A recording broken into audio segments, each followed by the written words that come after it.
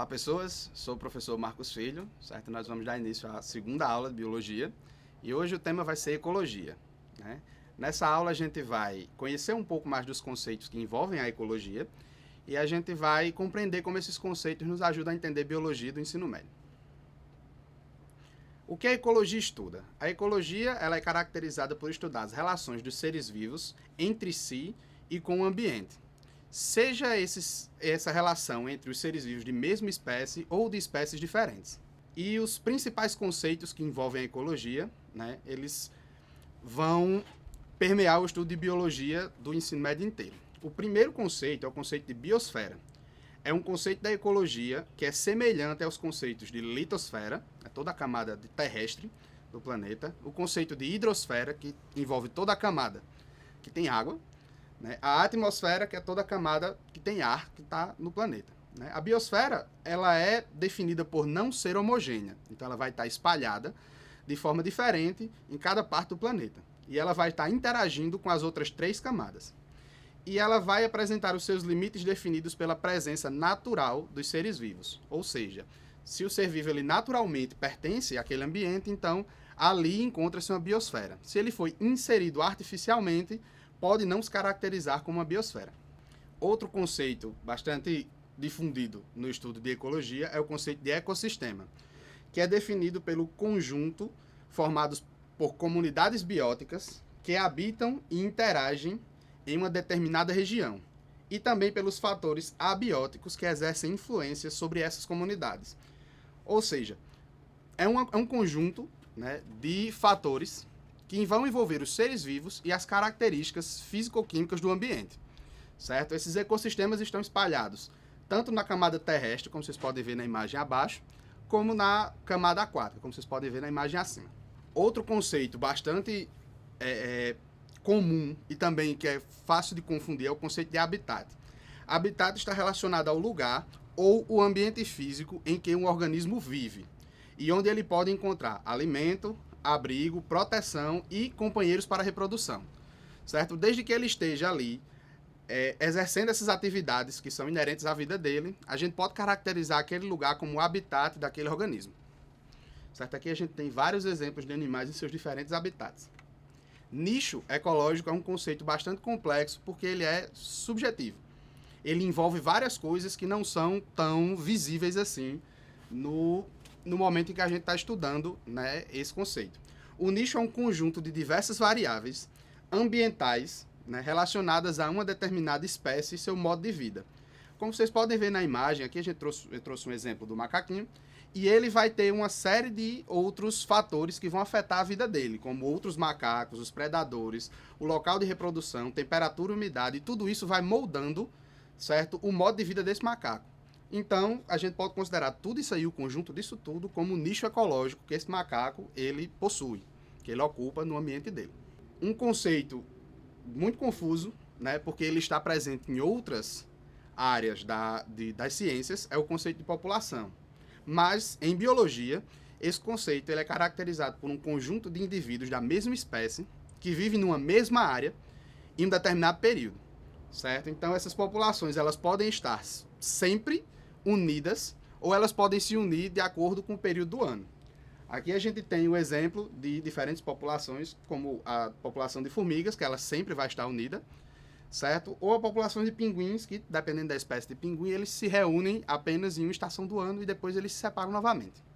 Comunidade. Comunidade também é um conceito, certo? Que está amplamente difundido nas ciências, mas para a biologia a gente vai conhecer a comunidade como um conjunto de seres vivos que mantém relações entre si em um determinado local.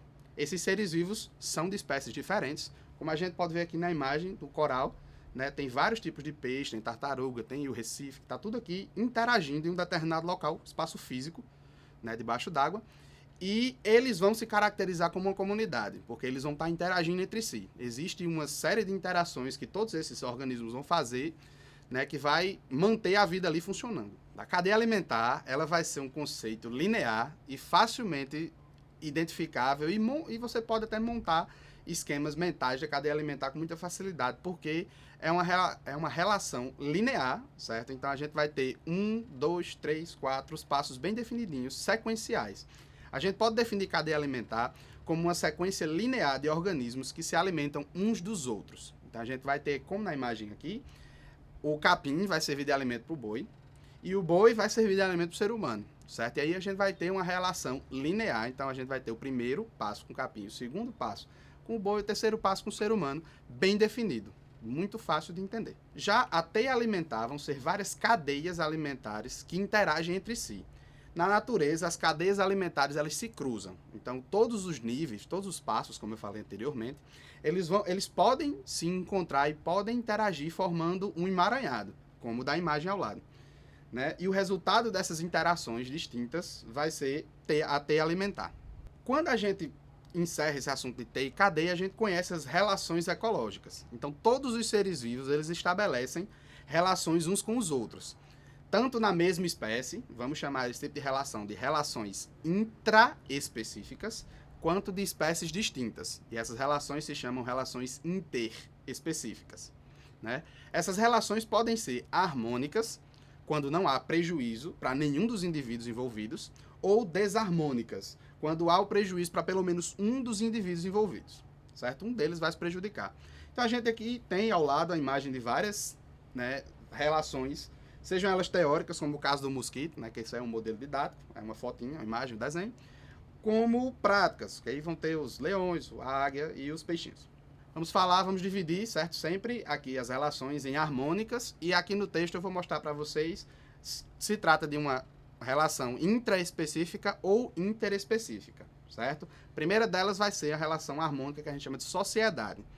Ela é uma relação intraespecífica, onde indivíduos de uma mesma espécie, eles se mantêm anatomicamente separados e cooperam entre si por meio de divisão do trabalho, certo? Os indivíduos não vão ter o corpo preso um no outro, eles vão ser cada um no seu quadrado e eles vão cooperar, certo? O maior exemplo de todos é o das abelhas, certo? As abelhas elas vão dividir o trabalho entre elas, todas as operárias trabalham e cada uma vai exercer uma função dentro da colmeia, para no final todo mundo estar vivo, né, e manter a integridade física do grupo, certo? Outro exemplo também de sociedade vai ser o das formigas, que no formigueiro elas vão dividir o trabalho, né? Cada uma vai ter sua relação em hierarquia, tem a rainha, tem a operária, tem o zangão, e o dos cupins também. Outra relação harmônica intraespecífica vai ser a colônia, certo? No caso da colônia, assim como na sociedade, vai haver a cooperação, porém os indivíduos vão estar anatomicamente associados, ou seja, vai parecer uma coisa só, mas na verdade são vários pequenos indivíduos que se juntaram num organismo só, né, num grande organismo mais complexo, e assim eles vão exercendo essas atividades para se manterem vivos e manter sua integridade. Nesse caso da colônia, a gente pode ter a colônia isomórfica, que onde todos os organismos menores eles vão ser semelhantes, como a gente pode ter uma diferença corporal, e aí essa colônia vai ser polimórfica, então cada organismo vai ter o seu formato. Uns podem ser semelhantes, mas no geral todos eles vão ter o seu formato distinto, de acordo com a sua função na colônia. Outra relação harmônica, essa, diferente das outras duas que a gente já viu, vai ser interespecífica. Então vão ser dois indivíduos de espécies diferentes que vão se encontrar intimamente associados, criando um vínculo de dependência, né? Essa relação vai se chamar mutualismo. Os dois organismos vão se beneficiar e o maior exemplo de todos vai ser um bioindicador natural, que são os líquens, vai ser uma associação de fungos e algas, que elas vão existir no ambiente como está aí na foto, e elas vão ser muito sensíveis à poluição, né? Então ela serve como um bioindicador e é uma característica ecológica desses líquens. Outra relação harmônica vai ser a protocooperação, né? A protocooperação é uma relação interespecífica, onde indivíduos que cooperam entre si, mas não são dependentes um do outro para sobreviver. Diferente do mutualismo, aqui, na protocooperação, os dois podem viver isolados sem nenhum problema. Dá para encontrar na natureza esses dois indivíduos separados. No mutualismo, não. Certo? Ambos vão se beneficiar dessa protocooperação, e um grande exemplo disso, né, já virou até filme, que é o peixe-palhaço e a anêmona do mar. O peixe-palhaço vive na anêmona, ele imune ao veneno que ela solta, né, que ela dispara contra os possíveis predadores. E em troca dessa proteção que a anêmona serve para o peixe palhaço, ele deixa comida. Então, parte da comida dele, a anêmona consome. E aí essa protocooperação vai funcionando. Os dois, nesse caso, também vão se beneficiar. Mas se essa relação não existir, os dois conseguem viver normalmente. Outra relação harmônica, né, é o inquilinismo. É outra relação interespecífica, onde uma espécie usa outra espécie como abrigo. E somente uma delas se beneficia sem causar prejuízos à outra, certo? Então, nesse caso aqui, essa planta que vive no alto, né, se não me engano, a bromélia, ela está usando essa árvore como o seu local de vida, o abrigo. Então, ela está ali, está se beneficiando, mas a árvore não está sofrendo nenhum malefício com isso. Então, apenas uma delas vai se beneficiar e a outra não sofre nenhum prejuízo, caracterizando como uma relação harmônica. Outra relação harmônica, também bastante difundida na natureza, é o comensalismo, certo? Ela é mais uma relação interespecífica, onde uma espécie vai se beneficiar sem causar prejuízo à outra, mas ela não vai utilizar o corpo da espécie que não ganha o prejuízo como abrigo. Ela vai coexistir no mesmo ambiente, normalmente uma acompanha a outra, como é o caso da foto, e ela não usa de abrigo, certo? O tubarão e o peixe-piloto, eles são bastante frequentes, é bastante comum a gente ver em representações na televisão e na internet, o tubarão sempre acompanhado com esse peixinho.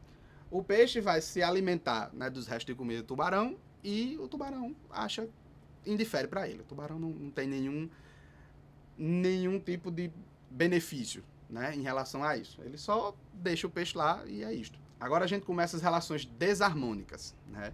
A primeira relação desarmônica que eu coloquei aqui é o canibalismo. É uma relação intraespecífica, onde a gente caracteriza o ato que o indivíduo se alimenta de outro da mesma espécie.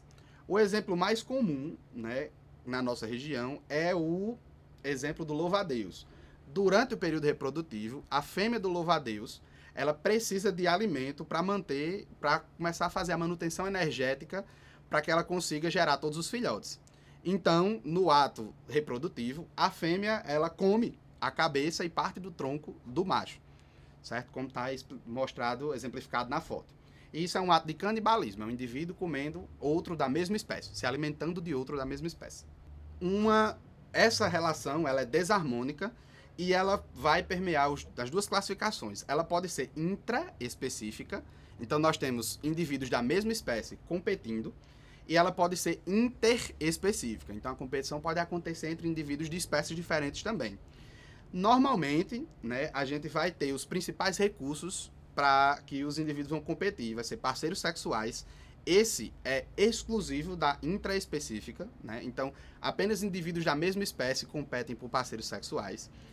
Por território, comida e outros recursos disponíveis. Seja um ambiente com mais sombra, seja água, seja um local melhor para se estar, então eles vão disputar. E essa disputa por esses outros recursos, ela vai ser tanto intraespecífica como interespecífica. Os indivíduos de espécies diferentes podem disputar, principalmente por território, com os outros. Outra relação desarmônica, dessa vez apenas interespecífica, é o amensalismo, onde uma espécie acaba acaba atrapalhando o desenvolvimento da outra, que isso gera, né, não chega a ser uma competição, e isso vai tornar mais fácil o desenvolvimento do organismo que inibe. A gente também conhece esse tipo de relação como antibiose. O exemplo mais comum aconteceu na descoberta da penicilina, onde o fungo, conhecido como penicillium, como está aí na foto, ele liberava a penicilina para inibir ou até mesmo matar os organismos que cresciam e podiam competir com ele. Como está aí na foto, essas listrinhas, vou mostrar, apontar com o mouse, essas listrinhas são cepas de um estafilococo desenvolvido em laboratório, e aqui está o penicílio, né, o fungo. Então, o fungo libera nessa zona aqui, certo? A penicilina que vai inibir o crescimento, criando essa zona aqui livre de crescimento de bactérias, para que elas não cheguem a competir com ele pelos recursos disponíveis na placa. Mais uma relação desarmônica é o predatismo, certo? Ela é uma relação interespecífica, onde o indivíduo mata o outro para se alimentar. Certo? Aí a gente tem uma foto clássica dos documentários de vida animal, onde um está caçando o outro. Mais uma relação desarmônica, essa daqui é bem comum para quem tem animais domésticos, é uma relação interespecífica e a gente vai chamar ela de parasitismo, onde o parasita retira do corpo do hospedeiro, né, os nutrientes para garantir a sua sobrevivência. E o hospedeiro vai ficar debilitado no processo. Certo? Então a gente vai ter aqui o exemplo mais comum, que é o carrapato. Ele vai afetar vários animais domésticos. O principal é o cachorro. E o carrapato suga o sangue do cachorro, né, que já vem com todos os nutrientes, para que ele consiga existir e reproduzir. Nesse processo, o cachorro vai perdendo sangue e isso pode gerar uma série de doenças, né, e uma série de prejuízos para esse animal. Depois das relações ecológicas, a gente vai conhecer os níveis tróficos. Né? Níveis tróficos vão ser os grupos de organismos que possuem hábitos de alimentação semelhantes e que conseguem seus alimentos, né, por meio de um número de passos na cadeia alimentar. Ou seja, esses níveis tróficos vão agrupar indivíduos de diferentes espécies que possuem as mesmas características em relação à sua alimentação. Aqui a gente tem um exemplo, né, de níveis tróficos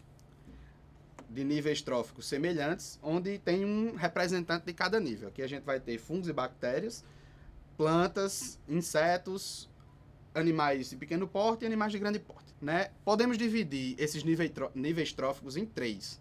Os produtores, que vão ser organismos capazes de produzir seu próprio alimento, que eles também são conhecidos como autótrofos ou autotróficos. Eles vão estar sempre na base da cadeia alimentar ou da teia alimentar, certo? Os consumidores vão ser organismos que precisam se alimentar de matéria orgânica para a obtenção de energia. A gente também chama eles de heterotróficos. E a gente vai classificar esse grupo, a gente vai criar grupos menores dentro deles, de acordo com sua posição na teia alimentar.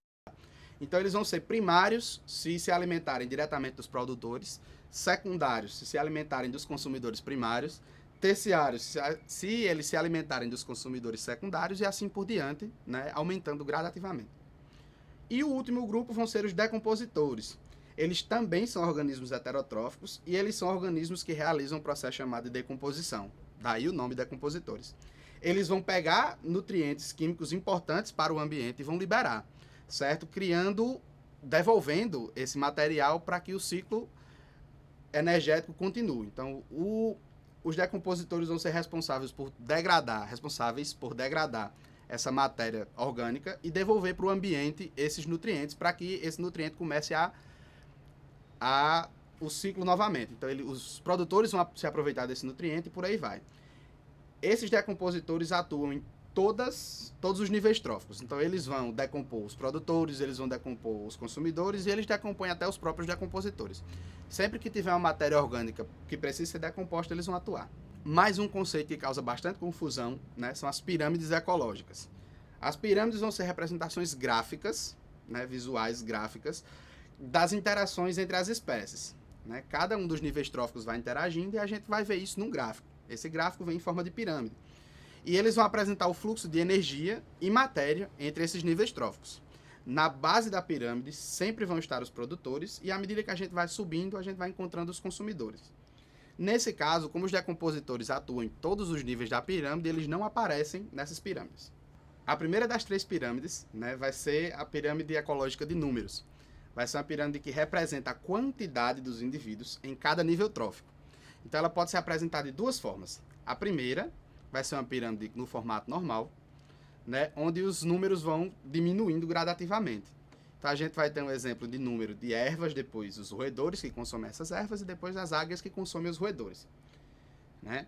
E a outra vai ser uma pirâmide invertida, onde os produtores vão ser menores em números, mas eles vão ser maiores em biomassa. Então uma árvore, por exemplo, ela pode possuir, né, na sua estrutura, vários pulgões que se alimentam dessa seiva e os pulgões vão ser caçados pelas joaninhas. Então ela vai se apresentar nesse formato. O segundo tipo de pirâmide vai ser a pirâmide ecológica de biomassa.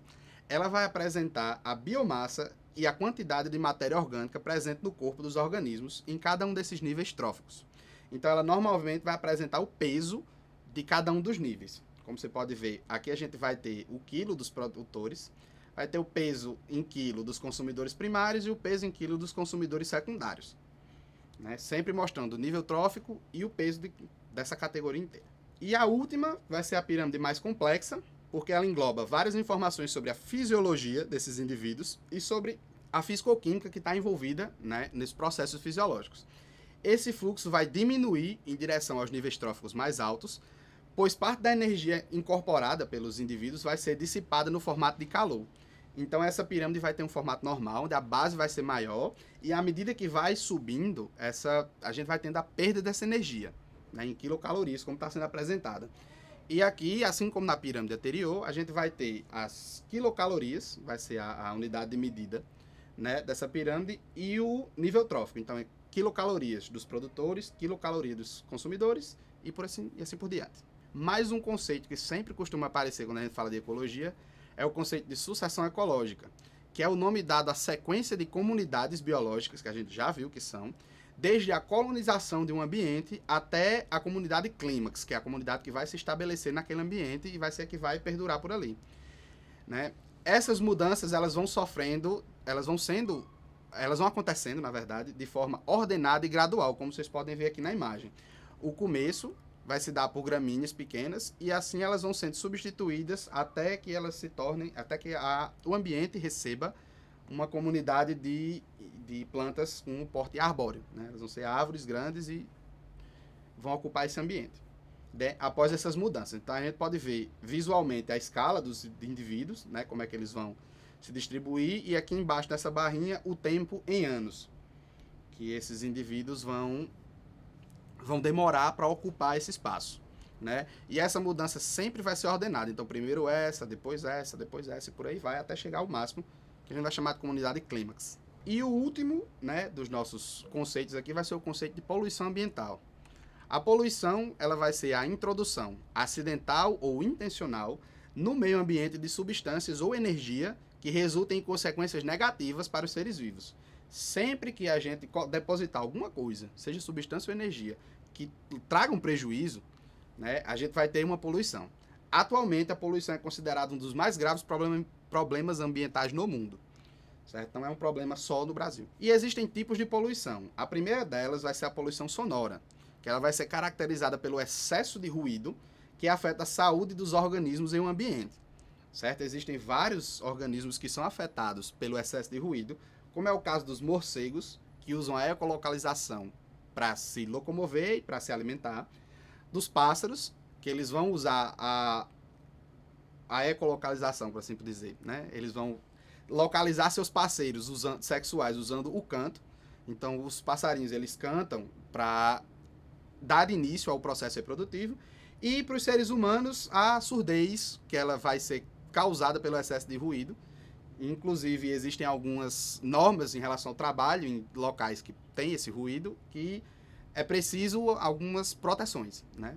Outro tipo de poluição vai ser a poluição da água, que vai ser caracterizada pela contaminação dos recursos hídricos através de compostos físicos, químicos e biológicos que vão ser prejudiciais para os organismos que usam aquele recurso hídrico.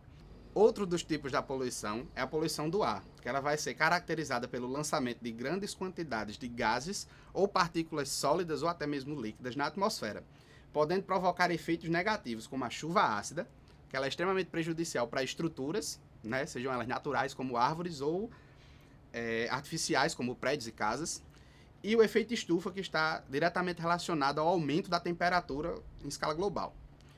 E ele também relaciona-se de forma indireta com doenças respiratórias, alguns tipos de câncer e o aumento, né, de algumas alergias, do acontecimento de algumas alergias. Basicamente, a poluição do ar ela vai afetar de forma negativa no ser humano todo o seu sistema respiratório, em outros mamíferos também. Outro tipo de poluição vai ser a poluição do solo, que ela vai ser caracterizada pela alteração da natureza daquele solo, pelo contato com produtos químicos ou resíduos sólidos, né, ou líquidos também. E o resultado dessa poluição vai ser a transformação desse solo num solo improdutivo e na morte dos organismos, né, que dependem desse solo. E por último, a gente vai ter a poluição radioativa, né? Ela vai ser a poluição mais danosa, é a mais perigosa atualmente no mundo, e ela vai se caracterizar pela alteração dos organismos, como a gente pode ver aqui na foto, né? Tem dois tipos de vegetais. Esse daqui vai ser o vegetal que foi afetado pela radiação e esse aqui é o vegetal no seu estado natural. Essa poluição ela vai vir de um lixo que a gente chama de lixo radioativo e ele é gerado pelas usinas nucleares no processo de obtenção de energia. É considerada a forma mais perigosa de poluição no mundo e pode causar consequências para os seres vivos, né, como envenenamento, diversos tipos de câncer e deformidades crônicas, como dá para ver aqui na imagem. Certo? Então esses foram os principais conceitos em ecologia que eu trouxe para vocês e espero ter ajudado. Assistam todos os vídeos do canal e é isso aí.